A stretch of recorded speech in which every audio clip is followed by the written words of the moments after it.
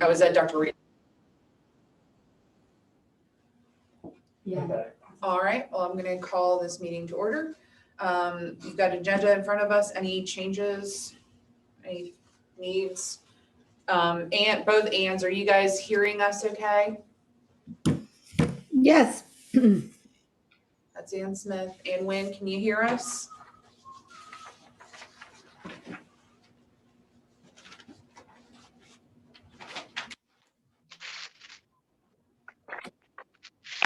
You can't see their chats up there. Okay, great. Has everybody had a chance to review the March 11 meeting minutes and any changes? Okay. Hearing none, is there a motion to approve the March 11 meeting minutes? So moved. Is there a second? Second. Right, all those in favor say aye.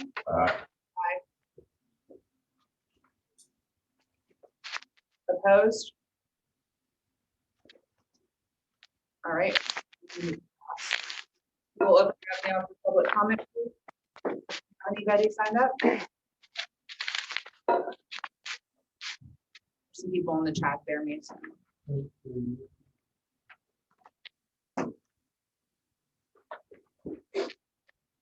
Okay. All right, looks like we don't have anybody for public comment today, so we'll proceed with the remainder of the agenda. All right, unfinished business, update on vacancies. So we didn't receive the sanitarian position that we had posted recently. You did or didn't? We did not receive a list of candidates. Okay, We did get one candidate for the nurse director position. She's dynamite. Interviews probably next week. I will be in Charleston for a couple of days next week, so I have to avoid those days. So we'll see. The person that we hire in the end, we'll see. It's still open right now, so I kind of have to wait a little bit. I can start, but I can't make any offers until it officially. when does it close? It'll close 22nd of April. Okay. So we still have a sanitarian position open. I saw that you sent this org chart with our materials this week, this month. So is there another box to be added? There'll be another box to be added, but eventually it's probably going to end up being A replacement. for Jennifer Pierce. Yes. Okay. She's looking to graduate undergrad and get with a different type of degree and is considering going overseas for a while. All right, any other questions? Okay, we'll proceed over to Cox Holiday Young's update. Good morning, everyone. Nice to see you. So you received the February 2022 final financial statement, and that you'll see you have a cash balance of $302,000. Just a month, there was a net loss of $1,000. And then the big picture, July to February 2022, there's a net loss of $36,000. What period? From July to February of 2022, and your total income is slightly below target, and then salaries and wages above what you've projected by 7%, and that is excluding the retention incentive, and operating expenses are below budget. So if operation is below budget, you're showing a loss. How would you define a loss? Because we're not trying to make a profit. Yeah, well, your top line, your income is lower than what you've projected at this point, and most of that's made up of your permits. When I went through line by line, your permits are a little lower at this point of the year than typical. So we would define loss as a lower than projected revenue stream. Yes, so you projected a loss in your budgeting. I believe A deficit. Yes, yeah. So, but you're like I said, we're not a for-profit correct. enterprise, so it's not a profit and loss. It is whether or not our revenue expenses, whether there's a deficit. Right? Yeah, and so yes, you have a deficit, and the deficit is greater than anticipated. On a cash or accrual basis? It is on a accrual basis. We're which would be my next question, is do we have a counterbalancing receivable that we can Yeah. look to make up the gap? Yeah, so your receivables are shown in this number. And as you should have received some notes, kind of we discussed about your cash balances or maybe your reserve requirements and questions you had about accounts receivable. And right now you're just making your reserve requirements, and your accounts receivable, it's high. It's at $118,000. But most of that is money due to you from West Virginia Treasury. And the oldest receivable is over 200 days old. I'm curious as to why that would be, because they're showing all kinds of surpluses in terms of the revenues. Yeah. So Yes, there's, so, there's an inefficiency going on somewhere. yes, so multiple inefficiencies. One is on the grant side. Uh-huh. They're completely understaffed, and even though I submitted the retention grant in February, I called on Tuesday about it. And they assured me that it was in pay, but it has not yet been paid, but it's to be paid. So that's, I submitted that on the 17th of February, and they received it on the 17th of February, and now we're almost 60 days out. These are the ones that we paid out. with That was the retention, association. yeah, that was the retention bonus, but there's also other grant payments, quarterly grant payments that we're anticipating receiving for Q2, and we just billed Q3. Q2 one is the big one that she's talking about, which is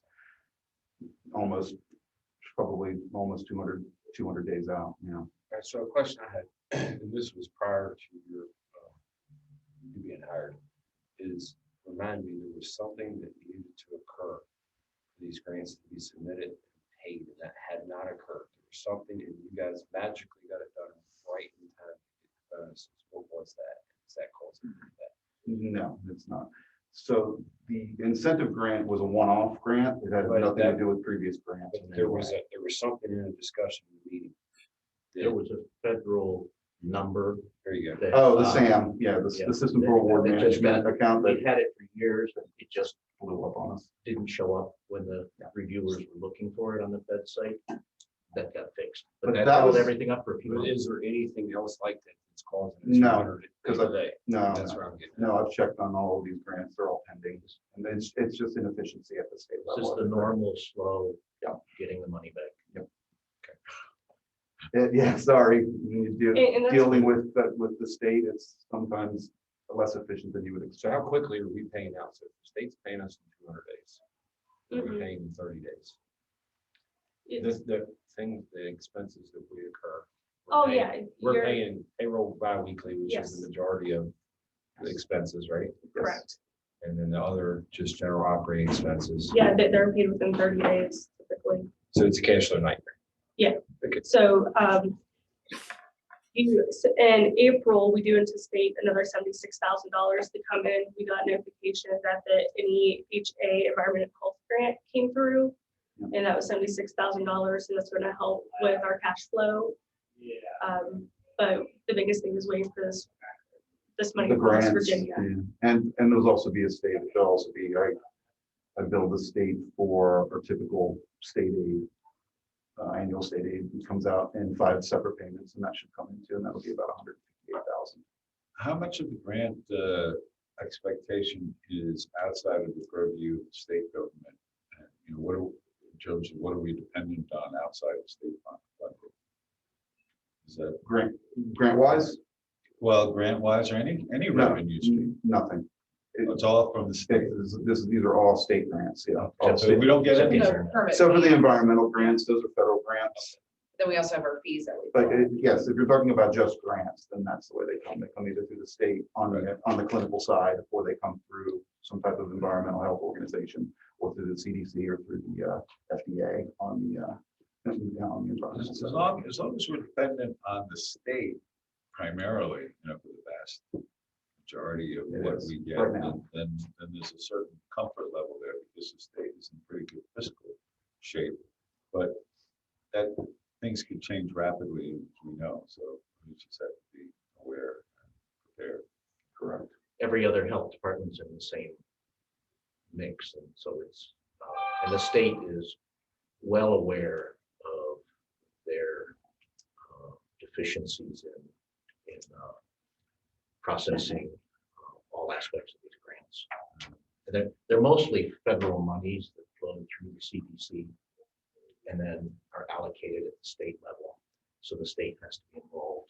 And, so every one of those transfers is another delay in getting the grants started.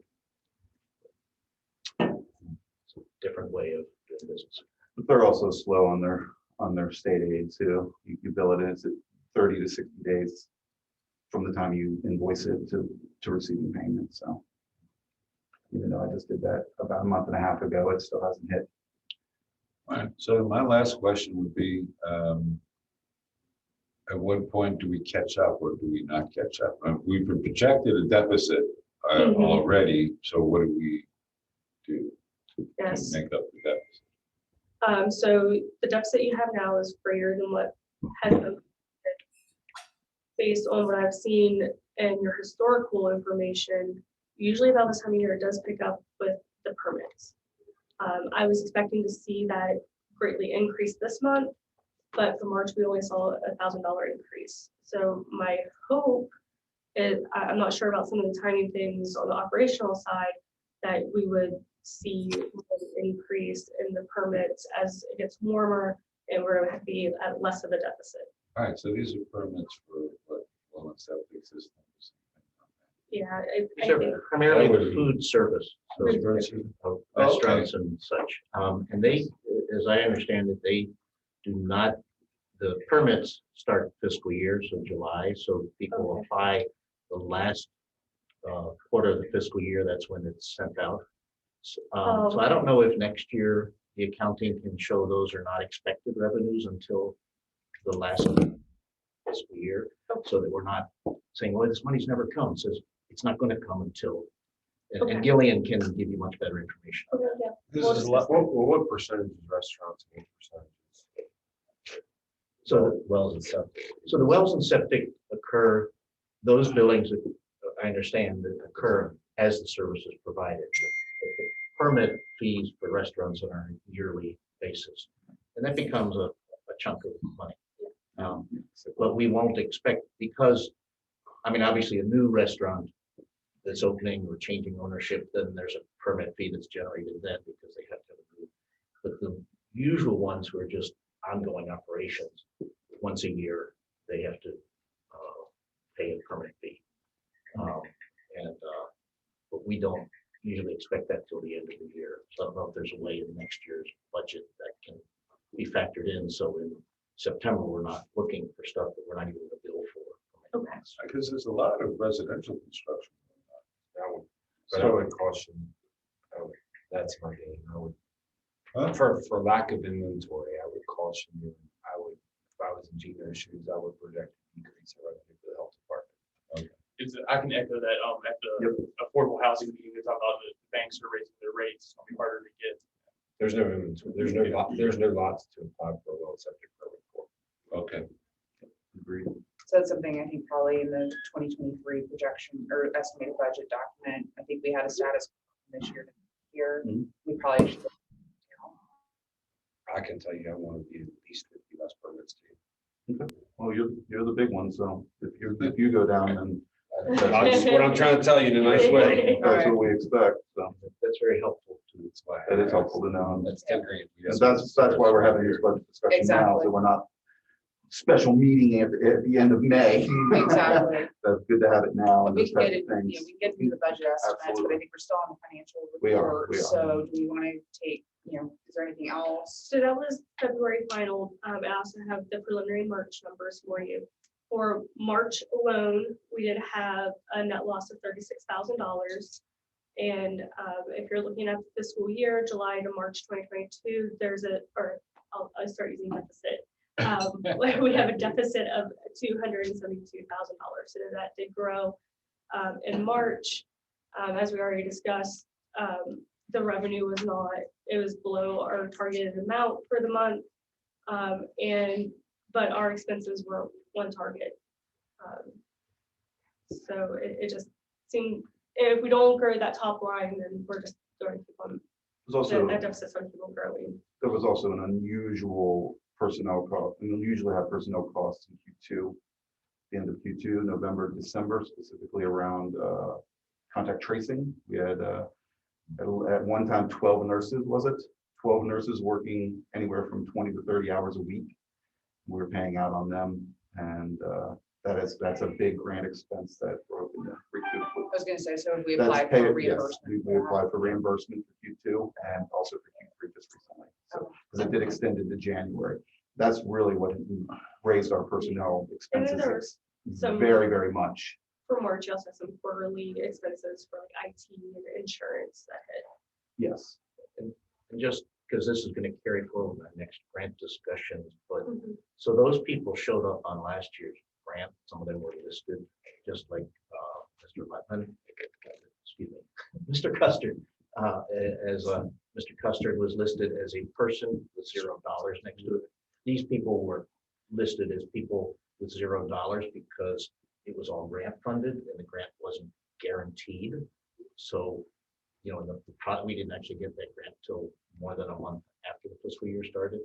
But their hiring was entirely dependent upon getting that grant money, or getting the grant secured so we could pay for it. So it's a big amount of money. It is. So, and that just really hit that particular time period, which is now showing up quite brightly in the current financials.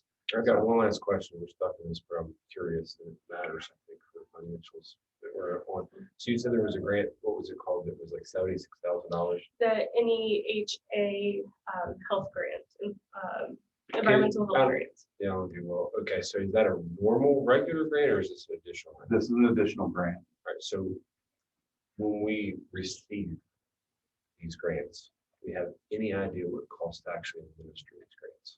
I'm concerned that we get $76,000 and it costs $84,000 to administer.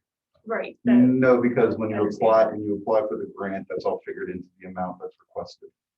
The amount of Well, I'd time. still like to know what the margin is. Is there a way we calculate that? Yeah, I we don't can know much probably have about that this answer for you grant, next time. but I'll happily look into it. But I'm pretty sure it was in the last grant packet that was given out in the March meeting. Why would it increase our admin expenses if we already have these people on staff? I'm not certain that, I think maybe sometimes it requires the application for additional sanitary or something. So what can happen in the grants I've submitted is that I will put in a percentage of Gino's time or my time that's spent on this grant. And then that's, because we do spend time on it, which, and so it may be a couple $1,000s, but added up over several grants, that can become a sizable percentage of our salary, which is not then being taken from the state allocation for just general expenses. So, Right. So that way it's beneficial, but if we had actually applied for a grant that required us to hire additional staff, it's not beneficial. right, No, and so that's that's good. something when we That's good. apply for it, we have to factor in what's it gonna cost us and put it in there, and that's perfectly accepted. And we need to do better about being, not underestimating how much time it's gonna cost us. So if I hire 12 contact tracing nurses, 100% of those monies shouldn't go to them, because our supervision and our doing the finances is a sizable piece. Right, well, that's a good policy because what you're doing then is you're amortizing some costs. Right? So that's actually a good thing and should actually help alleviate some of the pressure of the deficit. Yeah, but it all comes back to how timely is the reimbursement. And right now we're sitting at a time where the reimbursement's languishing, and that's why it looks like this. So, and it is. And I have a question for the board. I put together the reserve requirements and just some key metrics. Is this something that you want to see monthly? Okay. Yeah, So here's the question that Charlie and I sat and discussed one day when we were talking about the reserve requirements. So the original rule as promulgated by the Board of Health in 2016 or 2017 was that it is the 3-month running average of the previous fiscal year. So that's what I figured. Mhm. What I asked her and what we then bandied about was, should it be something that's more real time and maybe the previous quarter or previous, quarter, 2 quarters ago or something like that, because then it more closely reflects the current personnel costs than it did when there were maybe 2 or 3 people more, or 2 or 3 more people less from the previous fiscal year. So that's just a question I have. I don't know how. I've read through the industry standards on this, and some do it that way, some do it, and some people feel it's more responsible to do it based on the quarter of previous fiscal year, this type of I thing. think So that's it'd be something to think about. stable. I mean, I would think it'd be more stable versus having to recalculate that every quarter. Correct. Because again, with the fluctuations that we have, Correct. you're gonna run into some problems. And, But that's something we should be talking about in the maybe the budget discussion. I don't know. right. It should be an algebra equation based on the average days of receivables. That's where it should Could be start. that type of thing too. What's I don't know that what type of it's thing? calculated, like I know what like the standard is in terms of state government, it's typically 90 days is considered fiscally healthy. Correct. Um, And that's the number I came up with. but I don't know what that 90 days is based on. I mean, the 90 days works well. If receivables are coming in 80 some days, or even at 90 days. But if the receivables are 200 days, Right. 90 days Right, no, I agree. is worthless. And that's the question. So what's And that? it's- What are the averages? What is the average time to receive receivables? 25 days. But. No, I mean, if you took all the funding for the year and said this 278 came in 200 days, this 76 came in 62 days, what's the average of that? Yeah, so there are, like the West Virginia, that is an anomaly. Being 200 days old, when I ran the calculation, and I used QuickBooks, it said that our average collection is 25 days. Oh, okay, well, that's good. Yeah. That's It's reasonable. just we have a big chunk That's Yeah. that isn't Unfortunate at the it. moment. The big one is the anomaly, unfortunately, which is something less.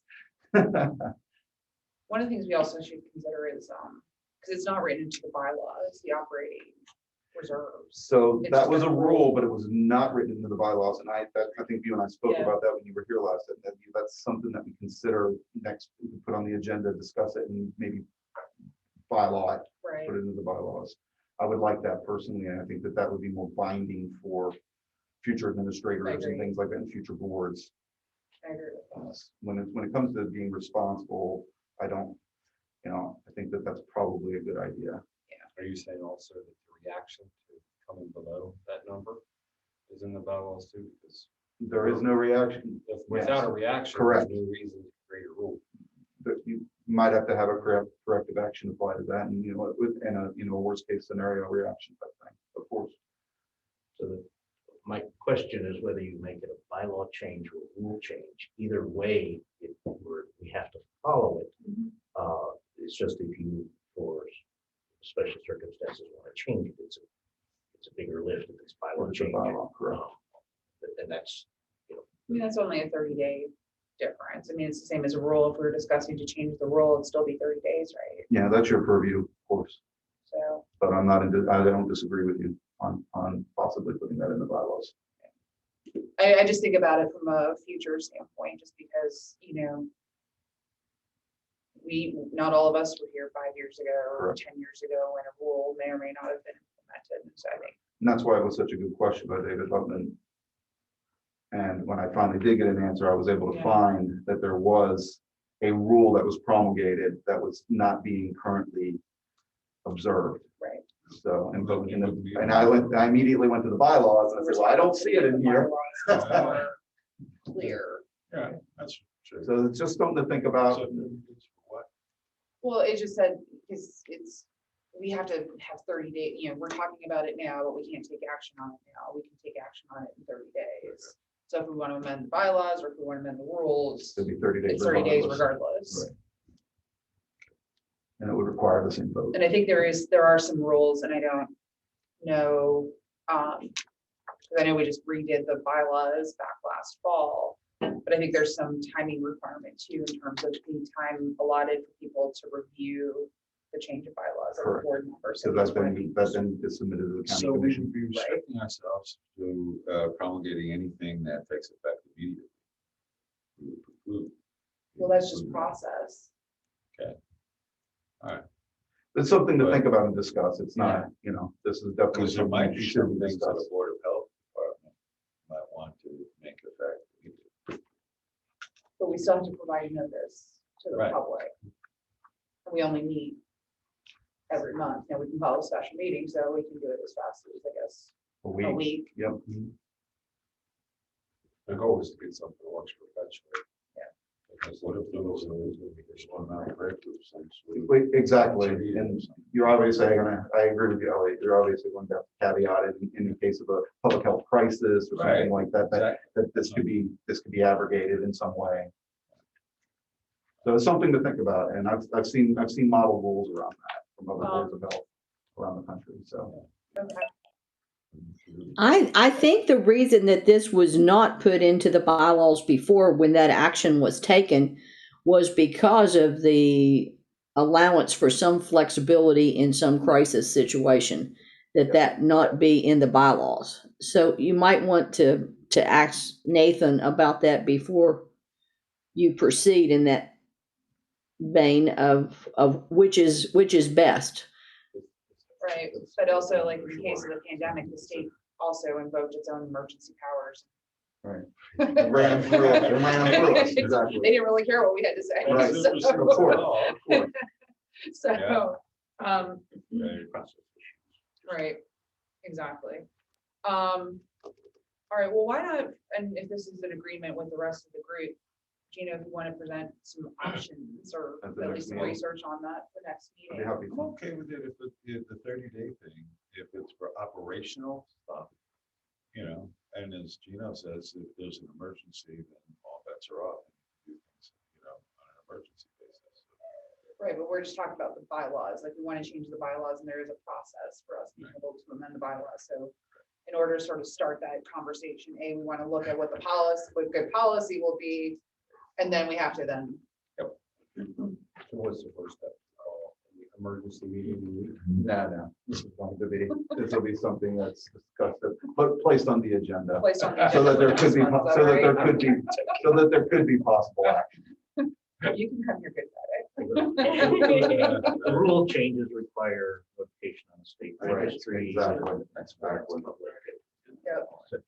Has to be publicly noticed, has to be submitted to the state, And then it has to be put by the county. and then the county commission themselves have to approve before it can become a bylaw. That's maybe another reason why it stayed more as a rule than it is a bylaw, is because of the hoops that had to be jumped through to get it to be placed in the bylaws. Yeah. So, Sorry to run off on a tangent there. Oh, no, Charlie. I think that kind of wraps up the financial presentation. I will continue to keep the key metrics in your board report. So you can keep an eye on the reserve and you can keep an eye on any old receivables there may be. Thank you. All right, is there a motion to accept the February 2022 financial reports as presented? So moved. Second, Second. all right, all those in favor say aye. Aye. Aye. I see a hand. All right, anybody opposed? All right, motion passes. All right, state aid. Okay, this is the fun stuff. Speaking So- of money, It's a lot of funny money. I think it's funny. It's funny when you sit in my seat sometimes. So as of the last meeting, Karen asked about the 5% state increase for employees. As we are not state employees, we are health department, Board of Health employees. We were not included in that. However, there was an addendum that passed the afternoon of that meeting. So I was reminded quickly when one of my fellow health administrators was reviewing our Board of Health YouTube video, and he said, you should update them and let them know that there has been about $1.2 million added to the budget specifically for local health departments. That'll be apportioned using one of their archaic portioning methods. And you can then use them as you see fit, as the way it's written right now. I'm not sure that that will continue. That really, it's passed. It hasn't been signed into law. It's being discussed in special session right now. So there's things going on in and around it. So hopefully we have a more firm idea of the rules governing that money. The money itself has been Right. budgeted. The rules governing the have to be disbursement of written the still. money, right, Yeah. is still being discussed and in Charleston. So we don't know exactly how that's going to be played out.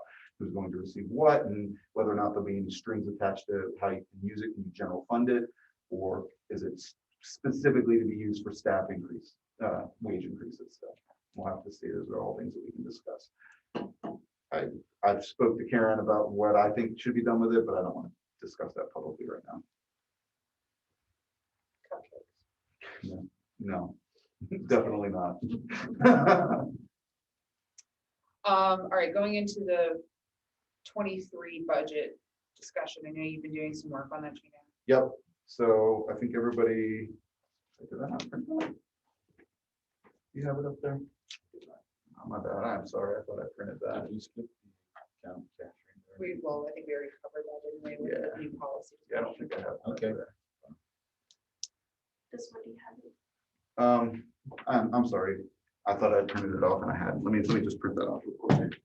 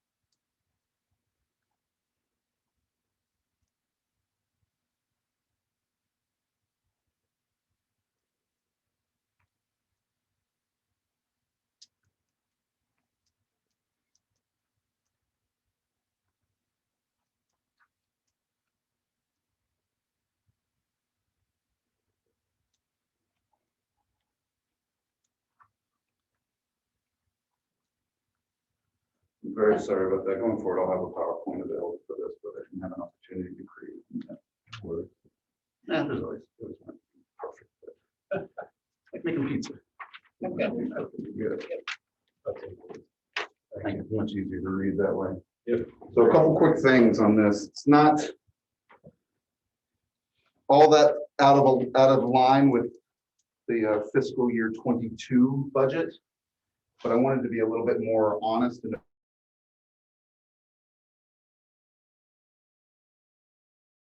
so what we did, instead of saying that any increased personnel that we add that are grant funded are zero balance and not including them in any way, I made sure I wanted to be able to put it into the income from the grant side, but also into the personnel expenses. So that's why you see an increase of about $300,000 roughly in personnel expenses from fiscal year 22 to fiscal year 23.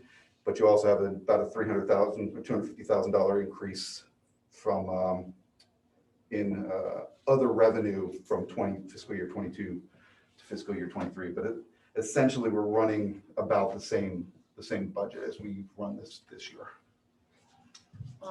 So two questions. One is that I know Gillian had shared with us a while back that there's going to be I think it's the PEIA expense is going to increase by 5%. Is that Actually, reflected? so that actually went down 1 percentage point from, Okay, so, so down to 4.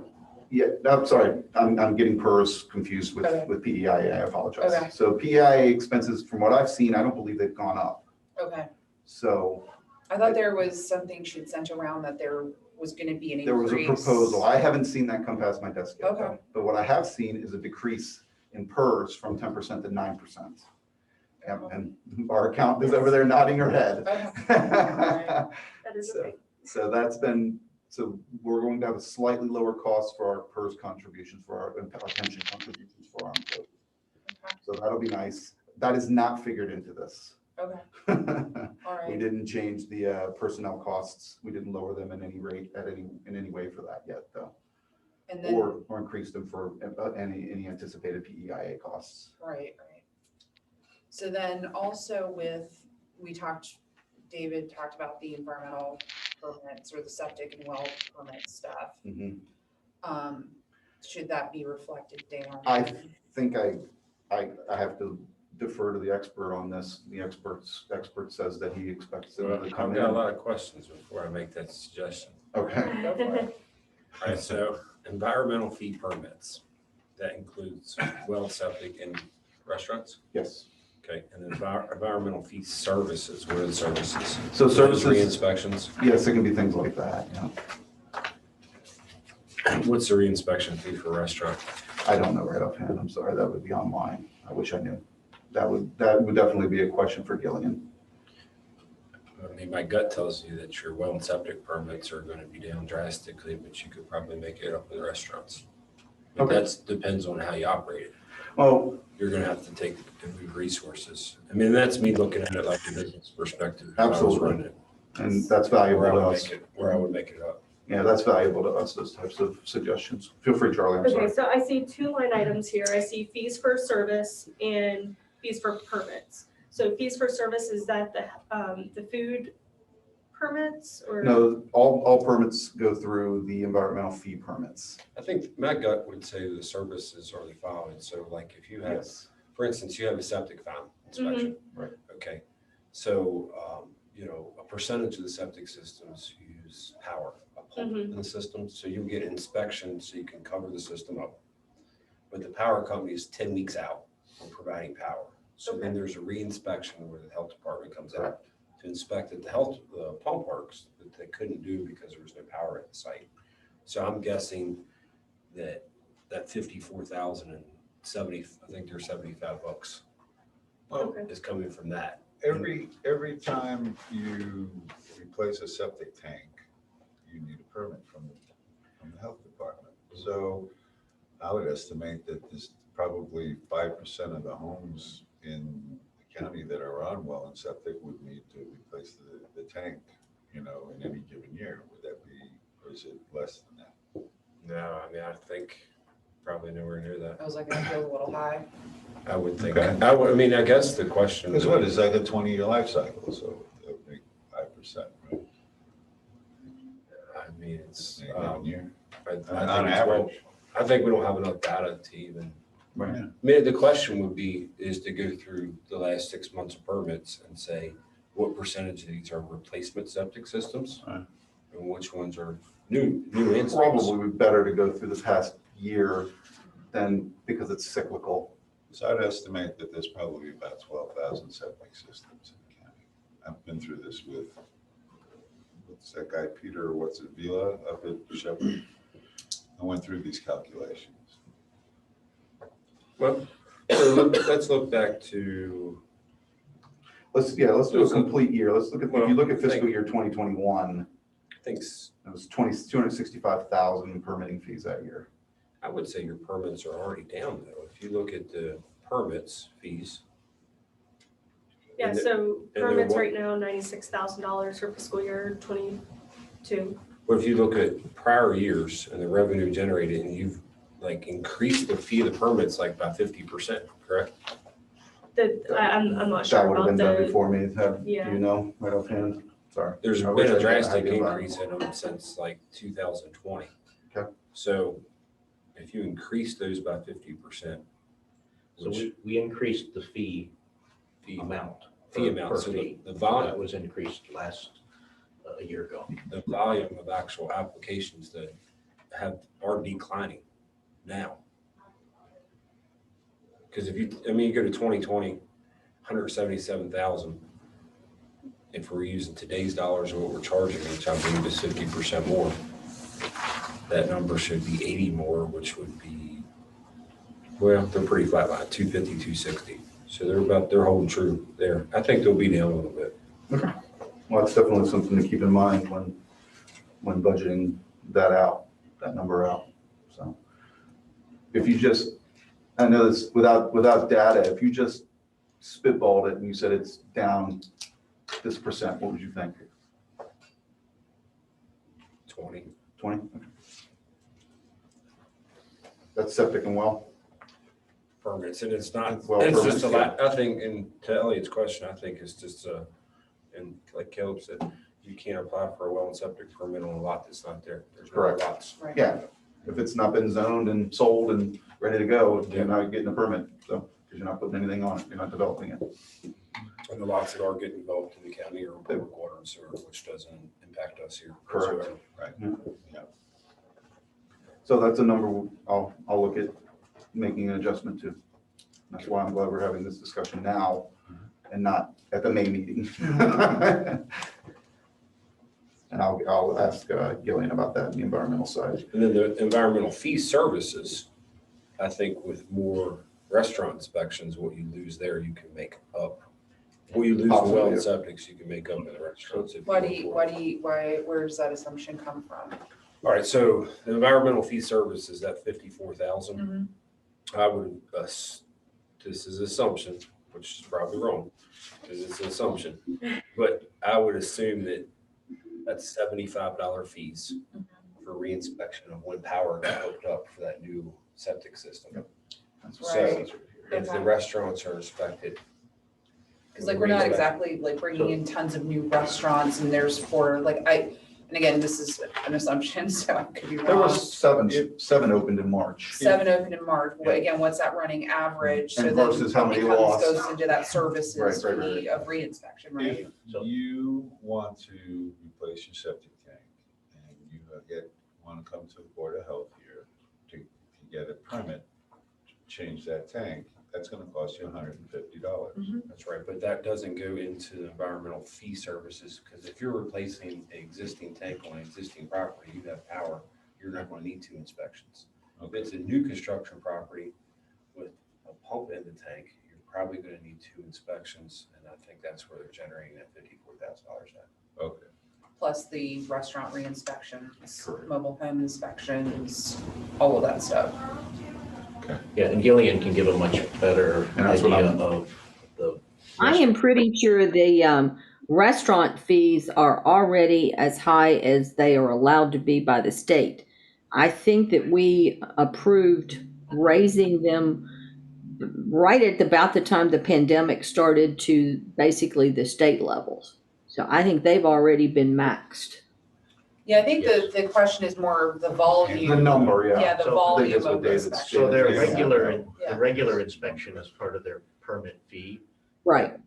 If as we do more inspections, now that the pandemic has receded, some of those people will need a reinspection because there was some major problems. Now, we do not make an effort to make money by demanding re-inspections, but it does require extra time because the establishments that need re-inspection require a lot more time because they got issues. So there could be an amount increased, but I would not guess it's gonna be $20,000 or $30,000 worth, anything. Well, like we were talking about 2 different things. So I think the environmental fee permits go down. The environmental fee services go down because you need less re-inspections of septic systems because there's less going in. But however, that staff's time could go towards, since COVID's not available, to re-inspecting the restaurants that fail. So those service fees would be picked back up. Yeah, so there will, and how many that is, hopefully, it's not too many, because I Oh, have there's two. none. Right, but they still have to be inspected theoretically, they have to be inspected every year, right? Correct, Which you have to yes. pay a fee for that It's inspection, part of their permit, as Ann Smith could. If you fail Tell in me. inspection. only if you fail, so, okay, so, A I'm sorry, let me restaurateur just, could answer so- that, yes. so Board of Health goes in for an annual inspection, right? That just happens, right? That's per Right. law. It's- Does the restaurant have to pay a fee for that inspection, or is that just built into the permit that they originally? So I'm not the expert on that. Ann And- Smith may have a better idea. Ask the question again. I'm not sure I totally understood what you said. Okay, and asking that, so when you go, so restaurants by law or regulation have to be inspected every year. And then when you get that inspection from the Board of Health, do you have to pay for that inspection? Or you only No. pay if you've been defaulted on something and then they have to come back? Right. The inspection is part of your permitting process. And there is a restaurant permit, and then there is an additional fee if you have an ABC license, which kind of doubles those numbers. And I want to say that mine is about $500 a year Right? is We what don't get that the permit is. ABC fee, right? Say again? We don't get the ABC fee. No. Board of Health doesn't get the ABC fee. Yes, they do. Yes, they do. If you have an ABC license, the Board of Health's permitting is basically doubled. Where the normal permit for a restaurant without any ABC licensing might be $250, it's $500 with an ABC license. But that And extra yes, 50 goes to the ABC, or is it comes to the Board of Health? comes to the Board of Health. Oh, okay, all right, thank you. So, yeah, all permits and title, all the permits, restaurants, well, septics, entitled the applicant to one inspection. Right. When there's a subsequent inspection for Then they have to pay. deficiency, that's where the That's service where fee service fee is will coming come from. in. So the reason why I asked that is I guess I just don't want to put too much in the hopes that our That we restaurants can- are all compliant, Right, that not too much into making up the lack of the Correct. down on the septic. agreed. I don't think it's an equal. Make an assumption that we can make up the difference, Yeah, the so that's anticipated not difference right. by doing that, but then we can make up some maybe. So for clarity, the permit number is coming down regardless. It The service seems- it fee seems. may not. It may not come up, but it could. Yeah, so those are things that we'll look at. From a budgeting standpoint, maybe we just keep it status quo. Maybe. I think you, Karen, you and I have spoken before, I'm quite conservative when it comes to these types of numbers. I want to make sure that we live Understood. responsibly. But as I've said to you too, is that I Yes. want to make sure that we all have an understanding of what we're agreeing Exactly, to and what we're having to exactly. consider in Agreed. advance of the deadlines that we're up Agreed. against. And so I want to make sure we're asking all the questions that we need to ask, or Totally. people have, so that we're confident in what we're potentially agreeing to. Totally. So with that, Gina, would you mind just talking about the deadlines that we are up against so that everyone's familiar with when we have to take action and so on and So I so haven't forth? heard back from the state yet, but typically they like to have the budget finalized and signed off by the Board of Health by the beginning of June. So there's also the process plan and those types of things that need to be signed off. That's not for the Board of Health, that's for you and Dr. Reedy. The Board of Health is specifically, the 5-member board is specifically for the budget and signing off on the budget, hopefully before June. If you remember last year, anybody who was involved, I think David and Elliot were both involved. And I know Elliot wasn't. both Anns were, Both okay, Anns. both Anns were, that there was a special meeting at the end of May. And I would prefer to avoid that if at all possible. And Karen and I spoke about this. This is where I'm more than willing to answer questions in between meetings about these things that people have and make adjustments. And that way we can have something, a much more firm budget that we can all agree upon in the May meeting, preferably. Can you go over the other, again, others a lot? Yeah, so we're anticipating hiring at least a sanitarian through the, Well, I want to go over other, and I'm meaning to interject, but I gotta know where the money's coming from before I'm talking about hiring anybody, the other 308, I need help. so typically other runs it around the $49,000 to $50,000 range. I added that in because there are grants that are explicit and cover particular positions, including salaries and benefits that we've already received confirmation of. So assuming we hired all of the staff that were covered by these grants, that were already accepted, the positions of social worker, positions of coordinator for certain outreach events and outreach things that we're doing, especially into the minority community, to try to encourage immunizations in the minority community. around COVID and things like that. That number is roughly about $250,000. These are grants that have been These have awarded. already been awarded not that were and proposed. guaranteed. Okay, but that scares me. Here's why. and I'm hoping you have a brilliant answer. I'm not You gotta be really, so- scared to death right now. All right, so we got a grant that's confirmed for 200, just call it $300,000. That makes sense with the other. Sure. Okay, and the payroll goes up Correspondingly. almost exactly Yep. 300. And that works great for 2023. Mhm. 2024 comes, you don't get the grants, but you have those people on staff. And we got a So nasty number. most of these staff will be part-time, temporary, that as soon as we say we can no longer use your services, we don't have to give a reason, as you saw with the other part-time temporary, is that they're off payroll. And that's So And that's so agreed our upon Contact at our- tracers right now. that the we have social 10 worker that you're hiring. So the social worker, we will make permanent, part-time, but we can still, when the grant cycle is up, if we don't have another grant that can pay, then that social worker would we would no longer have a role for that Correct. person, and we'd have to let them go for financial cause. And, but the hope is that we can continue to find funding for a social worker because there's such a need. But that would not be one that, like a sanitarian, say, we're always going to have that need and we're always going to be funded because that's one of our core services. So this would be an add-on that would be a little more tenuous than some other positions. And one of my big tasks will be to find a way to continue to fund that position. Or if there is continued good money coming from the state to supplement, that then we may be able to make that one of our core functions. But on the current funding, we can't add another position for, 50, 60. So is there a way to break it down? And I'm sorry to ask so many questions, but it scares me for 2024. Is there a way to break it down and say, hey, look, we got 300 grants coming in, we're increasing our payroll by 300. What part of that 300 increase in payroll We is can detail that. temporary? What part of that payroll is really hard to get rid of?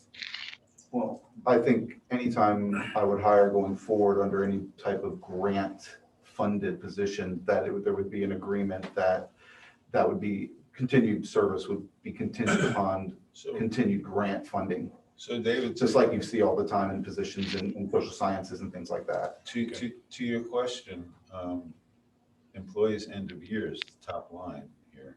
And so there's 16 for 2020 and 16 for 2022. What was the number in 21?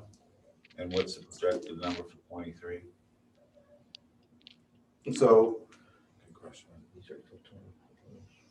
yeah, well, it depends on how we want to hire it out. We might go, all those positions might come out as part-time temps. We'll have to see. And that might be the way to go based upon our ability to secure funding going forward, so. Yeah, so these numbers of the employees, those are permanent, not a person that works Yes, 1 month Understood, or something. understood, correct.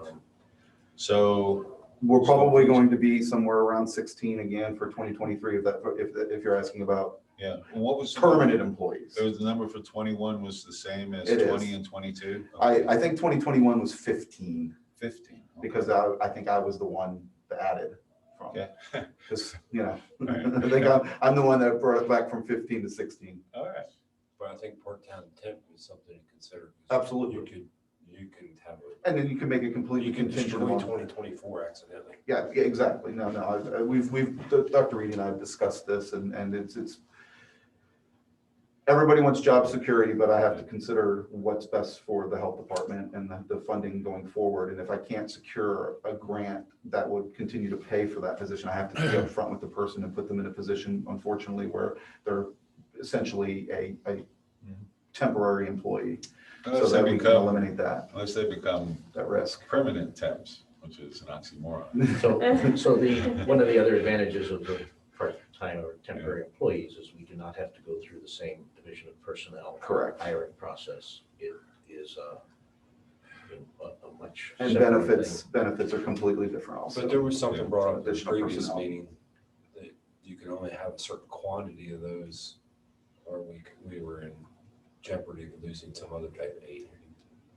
I'm not aware. Not aware of Okay. that. I don't think there's any limit on the number of part-time temporary employees we have. Because at one point, I think payroll, I hit 34 employees in December. Between the number of full-time, or permanent staff and part-time temporary staff through the contact tracing stuff that we had to do in November and December. So it can increase as needs or decrease as needs.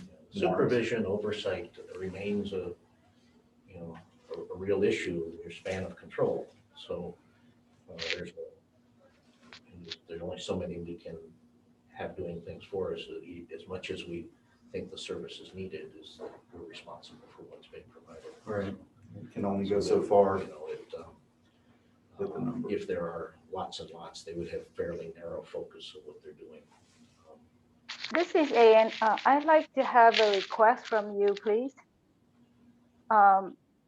So when I read this whole budget with the how many years you list, 7 years you listed, it seemed to me that we run on the pretty much the same budget except for the $258,000 difference this year on the other row, which you explained that is for employees that is funded by grants. So what I understand is we still running on a deficit of approximately 25,000 a month for the next year. I would be more comfortable if you please list out all the 258,000 difference this year. You explained that is from grants. Would you please list out who received that grant and where it's coming from so that I understand a little better? Because again, like I say to Dr. Reedy, much like last year, I will not approve any more budget that is have a deficit. Thank you. That's all.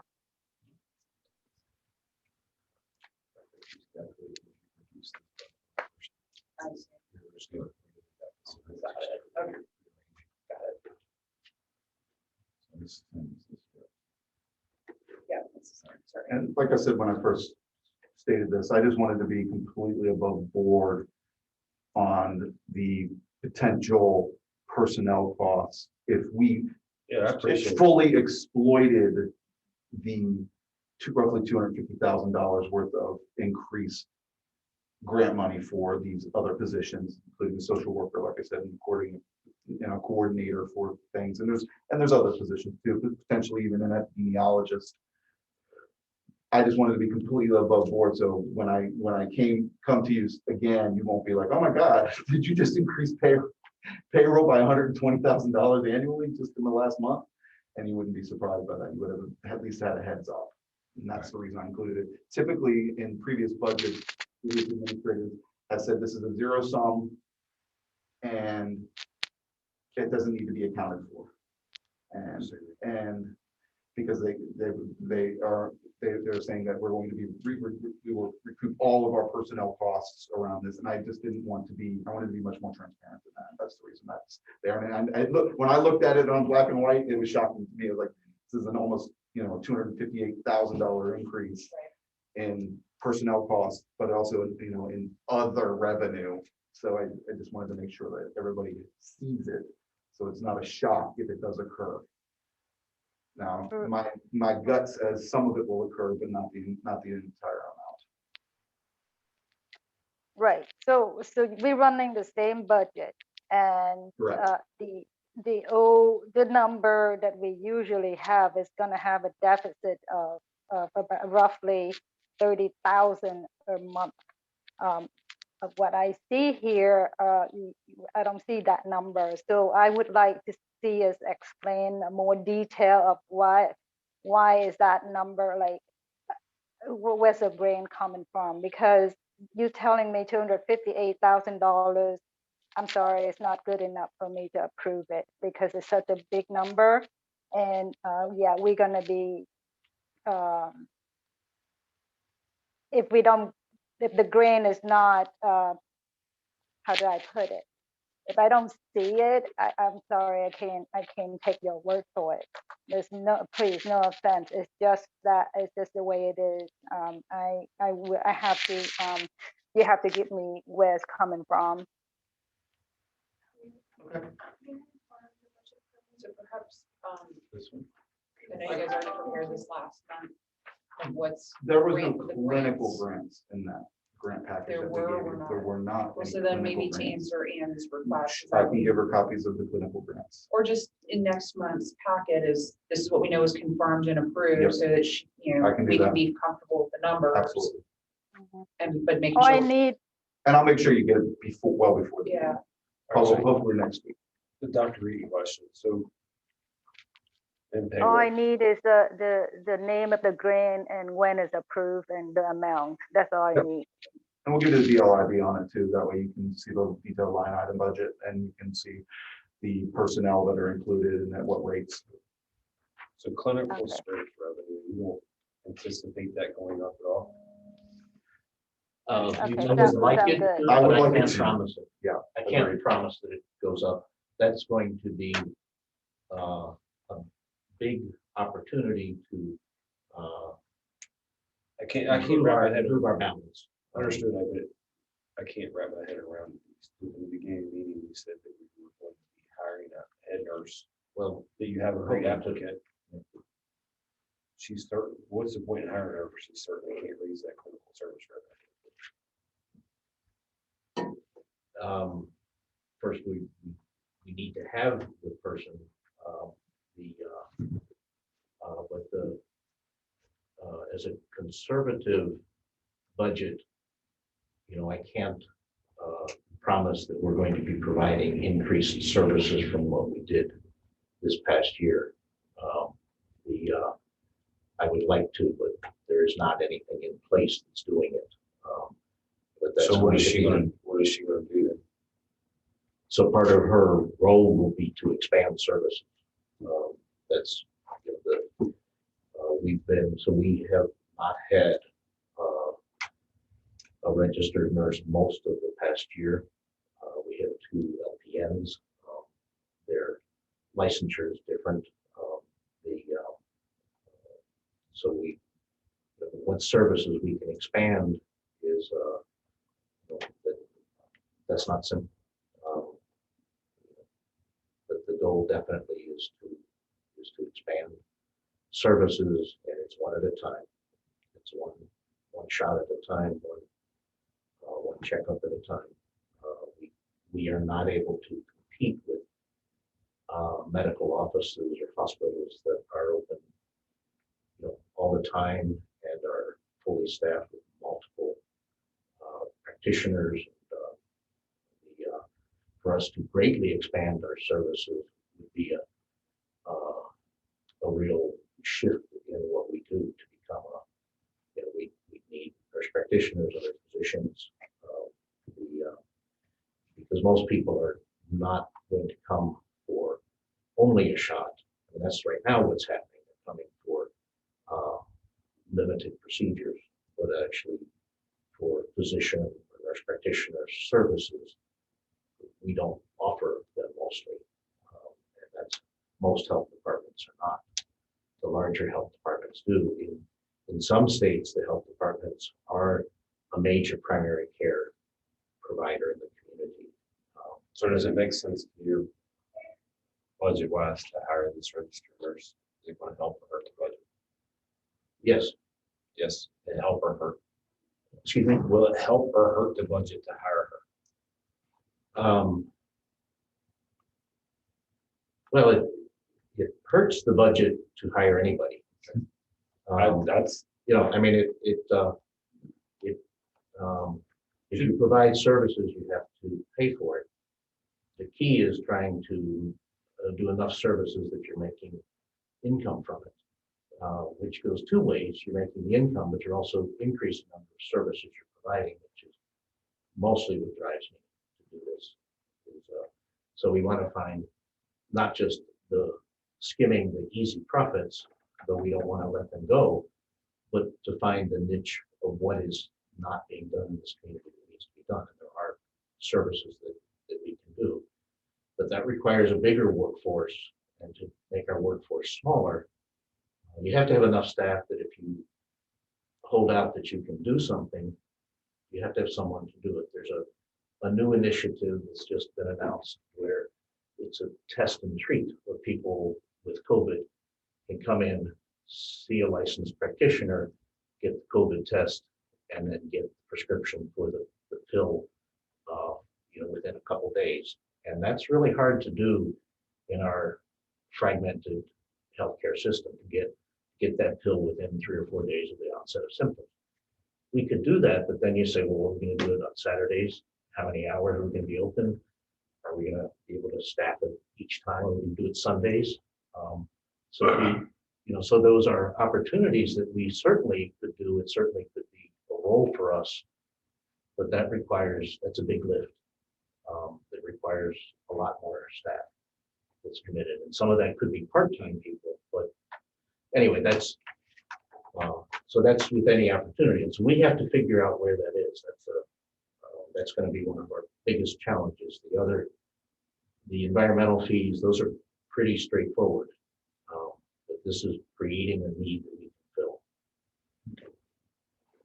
Thank you. And we went very conservative with that, related to what we had done in 2021 and what we expect to do in 2022. So around that, I didn't want to anticipate any increase in that, even if I believe it will go up. I didn't want to budget that in. I wanted to be as conservative as possible on these numbers. And just not to be too much of a stickler. No, be a stickler, I please. think what you meant by easy profits is easy revenue streams. Yeah. Right. Yes. And we already know that Valley Health and WVU are exploiting this, let's be honest. So, Because they're not- for profit, Not to be contrarian here, be contrary. but I will. I'm not shy. Because I'm looking at sort of the sort of life in pre-COVID, COVID, and let's call it post-COVID, hopefully. So when you look at 2021, which you had your COVID, amounts in there at 41,000. I'm not sure what your team That's is that also quick response team. okay? So COVID related. So that's roughly That's opioid related. opioid related. Okay. All right, so backing out, say $41,000 in 2020, I don't know what the breakout is in 2021. So if we're gonna head into hopefully a post-COVID world, should we be looking more closely to a number that backs those numbers out that are COVID related? Because how many people are gonna be coming in to get shots for COVID? How many people are really gonna be coming, like COVID related work? I think COVID probably COVID vaccinations would probably be in line with flu vaccinations. The people who are getting flu vaccinations are also people who are, wouldn't you say, Dr. Reedy, are often the same people getting COVID boosters and things like that. You're seeing an uptick in the flu right now? I'll present it later. We are seeing a few cases in the eastern regions of the several counties here. They're about, I'll give you the numbers a little later, but it's not like in years past. It's relatively small. So we are seeing. My daughter tested positive for the flu before that. Yeah, it's here. So anyway, so that's another consideration. in terms of Absolutely. Making sure we don't have that inflation related to COVID. So I believe Services. most of the billings for the vaccinations have not shown up on here. Agreed. So there's hopefully someday you'll get good news as we start getting that. Those are being, And Yeah, most really, of the grant related stuff would be in that other, Right. and that's simply offset. So the other may stay the same and we get other kinds of grants, such as the QRT. and other Right. things. Yeah, I just look at it from the services revenue to David's point, and back to pre-COVID world, that was more of a 152 level. Well, and it did help wipe out some of our deficit for last year. But that's not our path forward. Right. It's a special circumstance. period. And there is the big opioid settlement that's also coming through. And I spoke to AG Morrissey a few months back, and he assured me that it would come to local health departments. Okay. But we'll see about that. If he wants to run for governor, it may end up going through local county commissions. He's running for governor. I didn't say that. Oh, I said if he decides to run for governor. okay. But that's a different. That's a whole Is different. that that's the pharmaceutical one? That's not the McKinsey. That's So the there's a it's the second pharmaceutical, settlement and there's a too. possible second settlement. And yep, he's nodding, our county commissioner is nodding his head. So one has Board of been, Health. right, Actually, you'll be out of office. Probably. Yeah, you'll be like, I don't care. you'll still be paying attention now. All right. Any other questions? Hey, Points real, of real quickly, if you Oh, don't mind, sure. I appreciate the tough questions. Continue to send them to me in email form, and I'll do my best to answer them as clearly and as succinctly as possible, okay? And I appreciate the transparency with which you've gone through this process. Yeah, I want to be as transparent as possible. I want this to be totally on the up and up. This health department is a public agency. It's a public asset, and I want to keep it that way. And I told Karen this before, I want to make sure that I leave this, and I know she feels the same way. We leave this in at least as good the position that it was when we came here, preferably in a better position. And that's why I'm here.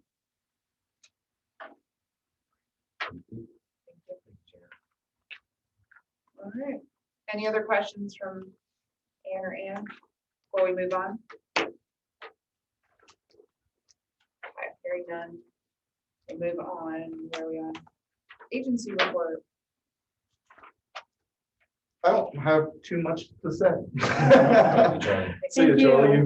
You pretty much hit on all my fun stuff to discuss prior to you discussing it. We're moving forward with the upgrade to the internet. Verizon will be here hopefully next week to upgrade the two DHHR offices, of which we'll be piggybacking off. So it'll be 100 meg service to start. We may end up going to a little bit more. Like I said, I'm about to cancel the Comcast service, and that will go, that monthly fee will go towards the upgraded internet, which is going to be a good bit more expensive, but not cost prohibitive in any way. And I think it'll help us a lot with the productivity and efficiency, and eventually getting to the point where we can more effectively interface with the county on permitting and tax stuff like that, and being able to match up those types of things a little bit more effectively going forward. And that's the long-term goal on the environmental side, and then obviously do a lot more type of more efficient billing on the clinical side, having a much better and more powerful internet system. Which of these reports would have been Gillian? Is that just? So she's the environmental, yeah. Are you going to do that one? So I don't. I can read it off. I don't. was I emailed. won't be able to answer. I got the report. Yeah. So, It was done. It's up to date. all right. So we're going to skip that one. So Yep. that's all. Okay, make sure the health officer has a The report. last Yeah. couple of times we haven't had environmental reports by Gillian. Is there a She was here reason? last month. And she gave it. Was she? Yes. Yeah. Okay, all right. Yes. And the prior month. Okay. Yeah, she was here last month. Yeah. So, and she gave it, and she was able to answer some questions. She was obviously much Right. more knowledgeable than I am. Right. I'm learning a lot of this. I'll never have the expertise that you or Gillian have, but She's the expert. I'll be- I'm the novice. I'll do my best to learn about what a mound system is and an indirect system and a conventional versus a non-conventional system and those types of things. I have a clue what this is. What the difference between a 2 or 3 or 4 bedroom system is, I don't know. But I'm learning. And I did see that I had Dr. Reed updated me quickly that there was a bylaw change or a regulation change, 10,000 square feet or? Yes, and that wasn't in my current version of the bylaws that I was given, so I'm updating the bylaws that are in my book, the rules that are in, the rules that are in there. So I was like, well, it says 20,000 here, and he was like, no, it's 10,000. I was like, okay, I just want to know. I want to make sure I'm accurate when people ask me, so I'm learning. All right. The Dr. Reedy? PowerPoint. Yeah, I got for you. I'll get that, So start talking about COVID still, and yeah, I'll make it bigger here for you.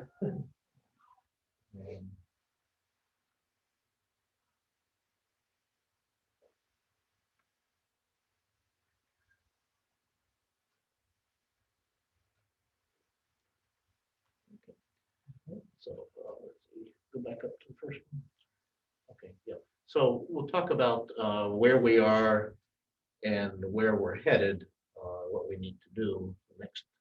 So we are this is similar to last time. The numbers of cases have remained low. We're seeing less than 30 new cases a week next. So this is since the start of the school year, weekly average cases and cases per day. You can see it's much better. Next. So this is just the different levels. We, for much of the past 2 years, had been in the high or medium. We're now in the low for the past month. Next. So the guidance now is quite simple. This is CDC guidance, which is state guidance, which is local guidance, which is you don't need to, there are no specific restrictions except for special places like nursing homes or healthcare facilities. But people can wear masks and shouldn't be stigmatized like me for wearing it. You don't know the individual person's concerns.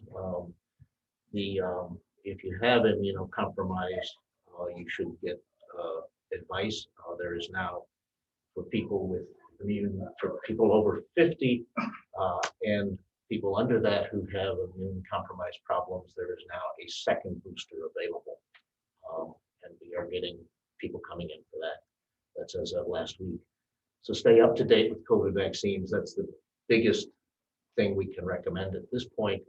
And then if you have symptoms, get tested and stay away, for at least 5 days, and then wear a mask for the next 5 days as long as you're getting better. So it's fairly simple guidance. The home tests are easily available, and you can get 4 free home tests if you hadn't by getting on it's linked on our website. There's a federal government website. They come in the mail. And good to have. Next. So this is just the last month. So you can look at it and say, well, it looks like cases are going up the last few days. So that's my biorhythm. Is there, it's going up, it's getting worse. And sometimes we will see an uptick in this. We have been the ones that see the uptick first for the state.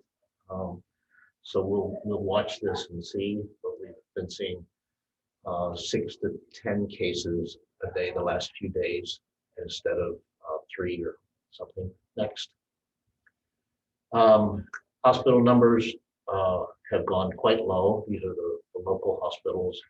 Meritus and Winchester are no longer reporting them on their websites. Next. The wastewater surveillance, those are just places doing it. So Charlestown, the sewage treatment sends a sample every week. We get the results statewide about a little over a week later, but they're staying at a low level. So that would be, in theory, an early warning system, but my real early warning system is that I see increased cases. And we'll notice that on the daily cases coming in quicker, but that may be helpful. So that's staying low. Next. We have, so the different shades of purple are the different Omicron variants, and the BA2 is the one that is now taking over. So it's the crabgrass or the COVID. So from a month ago, when it was about 10%, now it's more. We have had, I don't get timely results on the sequencing of the cases done, but there are, we have had a few BA2s show up in Jefferson County samples that were sent. So it's here, but nationwide, we can see that, yes, it's going to be here too next. So worldwide, everyone's looking for, are we going to now have this surge like Great Britain? And we have followed the United Kingdom in a lot of ways. But you can see Italy, United Kingdom, France, they had a second surge of the BA2 that has been tapering off. We have not had that second surge in week of new cases. So that's reassuring. Don't want to get cocky about it. But you don't know, as you know, public health, we say, think globally, act locally. So I look at what's going on to try and guess what's going to happen here. But as you'll see in the subsequent slides, I can't guess. Next. So if you look at a few other countries, same time frame, United States is there. You can see Denmark, South Korea had a huge number of cases and they came down. So some depends on when the virus hits there, what strain, how. So in the Asia, the COVID, when its strain hit, it was this BA2, so it was much more infectious. Denmark, though, had a high number of cases. That's right next to Germany and France, which you just saw are better. They're better too. Germany's going up. So I hope we don't get like Germany. I hope we're like Great Britain. I don't know. Maybe the Brexit helped Great Britain. I was gonna say, did they have a late Oktoberfest? Yeah. Next.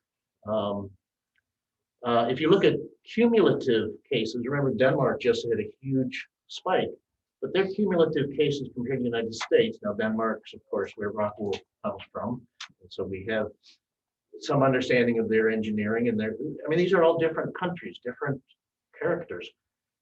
Germany's got more cases now, but their number rising isn't so much. But these are European and United States countries, and we have had a steady increase in cases throughout the pandemic, not a sudden surge. And we've had these surges, but half of our cases in the United States have been since mid-November of this past year. Next. So this is, again, the same thing. So you look at Hong Kong and South Korea, big spikes have come down. Japan, a little blue one at the bottom, not big spikes, so it's an island, but the Taiwan, remarkably different, no big spikes ever, and it's not, and this is based on per million people, it's not based on the size of the population. So what are the differences? People look at, say, oh, we need to be like this country or that country. It's like, well, I guess if I wanted to pick which one health-wise I wanted to be as COVID-wise, I'd pick Taiwan. I'd rather have no cases. How do you achieve that? It's not so simple. And the data from Taiwan is solid data.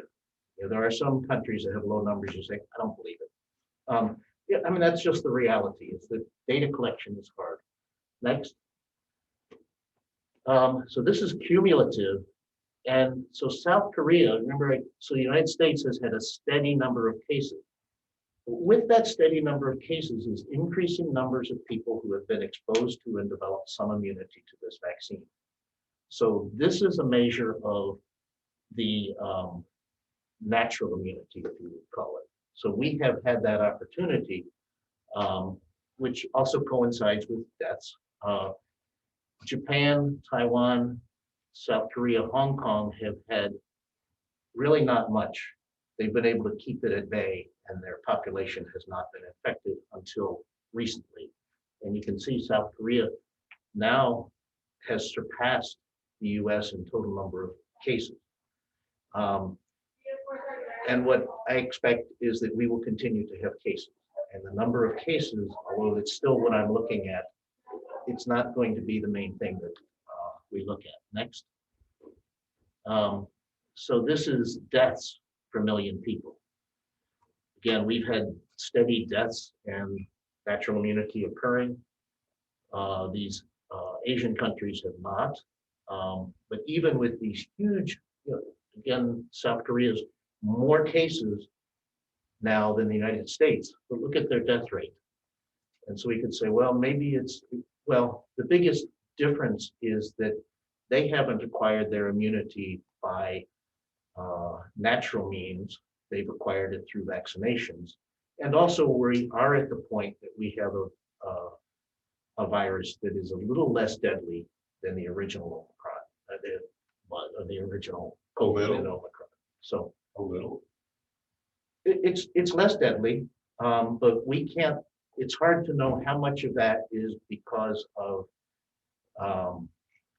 the immunity that's already present in the population and how much is that the virus is less virulent. So we have had our hospitals filled up in December and January. So it was still, quite a lot of people, almost a million Americans have died from COVID. So it's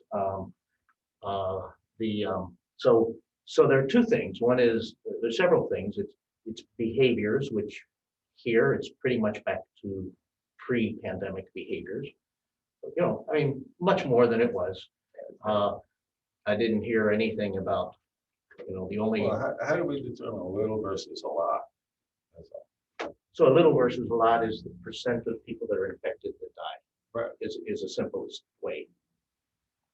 So, I mean, if you look at, that's the one thing we can measure more definitely is people who got it and died with respiratory problems within a few weeks.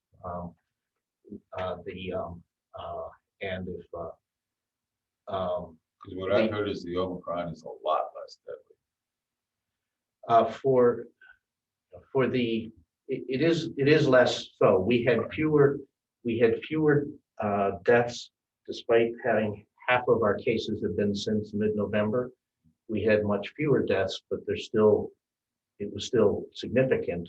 Well, I think that's significant, but I'm just talking about statistics.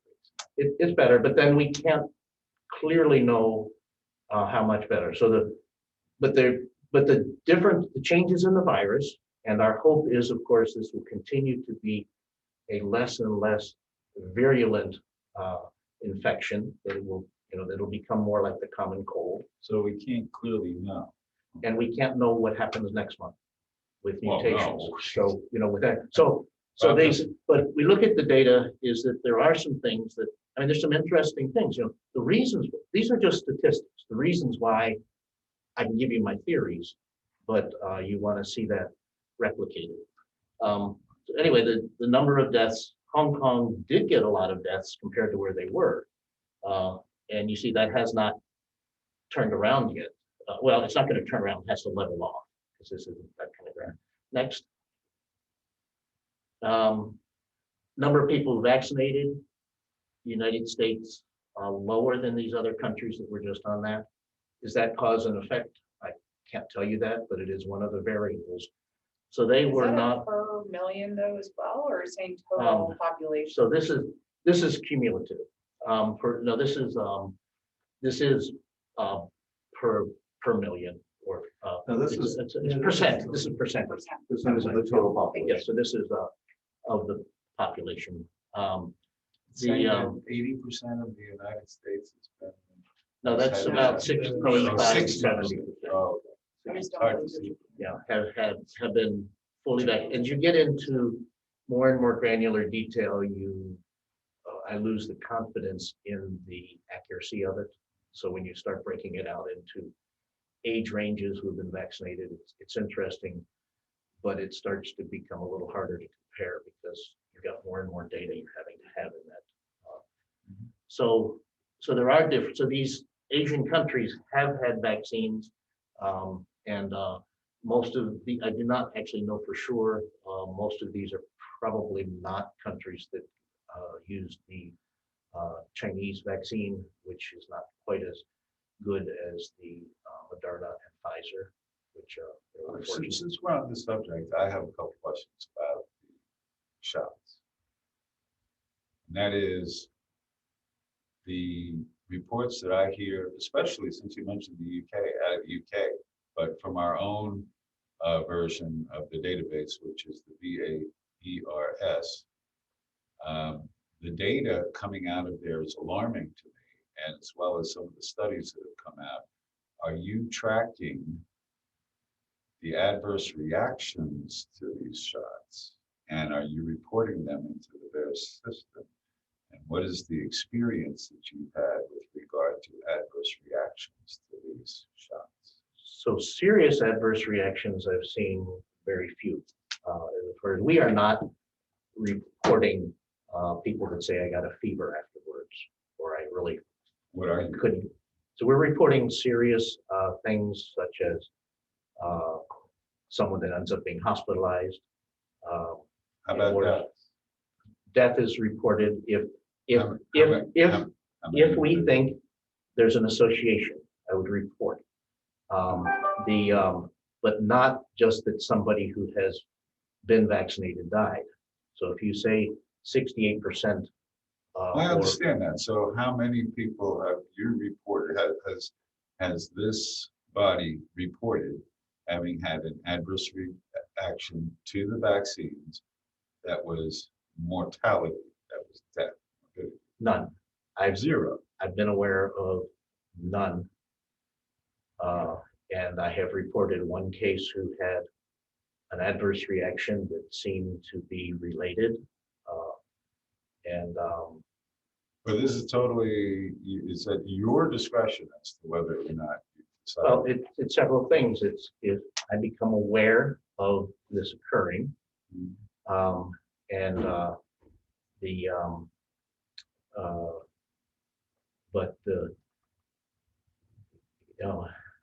I am not aware of any deaths or serious side effects that have occurred that require reporting.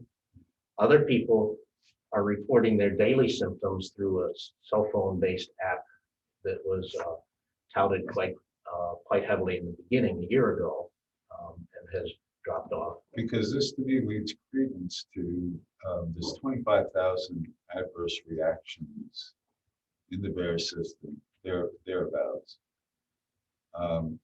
that people who have been reported to have died from the shots. So I do not think that there are No. 25,000 The fact that, people who have been reported to have died from the shots. yes, there No, are. I would like to see that source data because I can't find it. But you've told me about it for months. Okay, I'll send that to you. But it's not a report from someone interpreting the data. It's got to be the data and what VAERS says. Huh. So they do not say that there are 25,000 deaths or even 20 deaths from the vaccine. So, but you show me that data. All right, But to get in a public forum and to be spouting that kind of information when it is not verified, I think is harmful to the knowledge of the population that there are concerns about this vaccine and everything else. This is not a perfectly safe medical procedure, and very few medical procedures are. The deaths are real. The long-term COVID side effects for some people are real. We can't pretend this virus doesn't exist and doesn't cause mortality. no, it certainly does exist, and it certainly does cause mortality. But we shouldn't ignore the risks inherent in these experimental shots. They're experimental still. Well, that's your take on it, but the Well, it's not my take, that's actually the definition. It's still under emergency use authorization. So therefore, the de facto definition by the FDA is that this is experimental. so it is now approved in certain But I subsets had of the asked you to population. prove to me that the community that has been approved is available, and it's not. Not in the United States. I can't prove a Right. negative. I can't tell you what's in McDonald's food is. Yes, can't you tell can. You can do an analysis on it and tell, and, I can't. Okay. I can't do an analysis. no, I'm talking about, there are labs that can. And yeah, so, but that's beyond what And I for can for do. you to say to me that I am doing a disservice by calling attention to the fact that there could be a safety issue with regards to these, that there's no long-term So testing. that is known, but to quote statistics that are not verifiable, I think is a problem. Have you shared the deal with him about the numbers you're talking about? Because I think that might be, I think he's asked for that, and I think I've sent him some information in the past, but I'd be happy to send you. So an article by someone saying what you're saying is not source data. Okay, can we just? Let's go forward. It's in the VERS system. It's actually reported by the VERS system. So it's prevention steps next.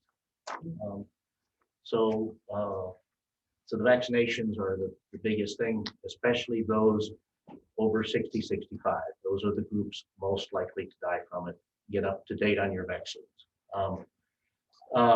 So there were questions about influenza. So this is the weekly report says it's a little delayed because it takes time to gather the data. So this is the whole state. So there are 350 cases a week as of a week ago report in the state. So that's, it's here. There was a little bit earlier in the year. This season went down. It's up. Hopefully we're getting out of the flu season shortly. This will be a next. Yes, it's real quick. Right now. Are you seeing something in the school system? Because I'm getting emails. Yes, so the I'm school getting nurse something talked to from- me that they are seeing cases. So these are ones those were cases that were reported by laboratories. I'm getting emails from the schools saying, hey, over half the class is out. Wow. Okay. Yeesh. Yeah. So I haven't seen that on that specific. So I talked to It's flu A. the head nurse. Yeah, so that's a change. So, and that's no shocker that does happen in in schools every winter. Hopefully that's going to be gone by next week, but we don't know that for sure. So the other health risks are still there, including influenza. We're seeing more than we did last year. This is the vaccine, very much what it was last month as far as number of people Sorry, vaccinated. that's flu vaccine. No, I'm sorry, this is COVID vaccines. Oh. I'm sorry, next. So it's fully vaccinated next. This is the number of positive tests on that week by region. So the E is that there were 17 and 33 and this is not Jefferson, it's Jefferson, Berkeley, Morgan, and several other counties. It's the eastern region, 8 counties. So not a high number. That's from what we're seeing from reports of school nurses and others, we expect from parents is that this is going to be higher. Most cases of flu don't end up getting reported because they're, you don't go get tested. You say, my family has the flu and I got it too. I'm not going to a doctor's office. So, and that's fine. But this is a 2-week delay of data, right? 26th. Right. So the next. This is there was a question a couple meetings ago about number of flu deaths in children. So this is the data. I just added the numbers larger. So the national flu deaths in pediatrics. And I can't tell you what age that means, but it's so in a typical year was under 200. But around 200, there may not be, because West Virginia is a relatively low population, there isn't necessarily a death from flu in a child each year in West Virginia. It does occasionally happen, and it's a shock and a tragedy. Last year, there were very few. This is January data, so we don't really have this full year. It's likely to be lower unless at this point we're seeing a big surge in flu and we have a big outbreak, which I hope not, as the weather's getting nicer. Next. I think that's it. Thank you. Can I get a copy of that PowerPoint? Yeah, we can. Yes. Thanks. Appreciate it. So the next item, the health officer report, we did finally get the approval for the COVID healthcare disparities grant. Just got that this week. That's so we now have to hire the part-time people to do that.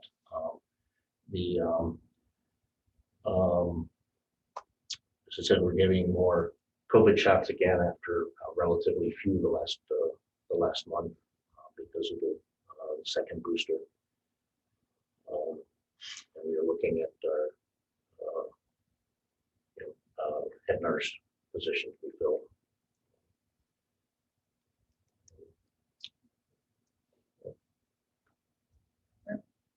Yes. Okay. All right, so I guess threat preparedness is next. Yeah, sure. So I'll keep it real short. So, we had to reschedule the fire drill.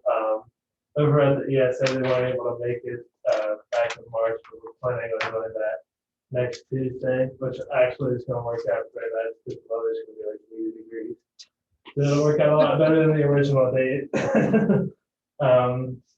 And then I've just been going to meetings. I went to a meeting a couple of Sundays ago. It was for bovine emergency training response, and that's what it's what to do when a horse or like you have travel animals and a trailer and it tips over. How would you respond to that situation? So that was a good training. I enjoy going through it. So. I think that's about it. So we will not be responding for that, but Mason, All I just He said, might. can everybody else Mason's hear? getting involved in all of these trainings so that he is our interface. with Is emergency management still up for the CERT training? I'll have to check with Steve Allen on that. I think that. Because that's a good program. My wife and I did that several years ago. It was pretty good. Yeah, I think he kind of put it on pause because of COVID, but I think that I'll ask him if he's starting back up. That'll be good. Just ask people to drive slower around farm equipment, please. Yeah. Everyone will get to their destination.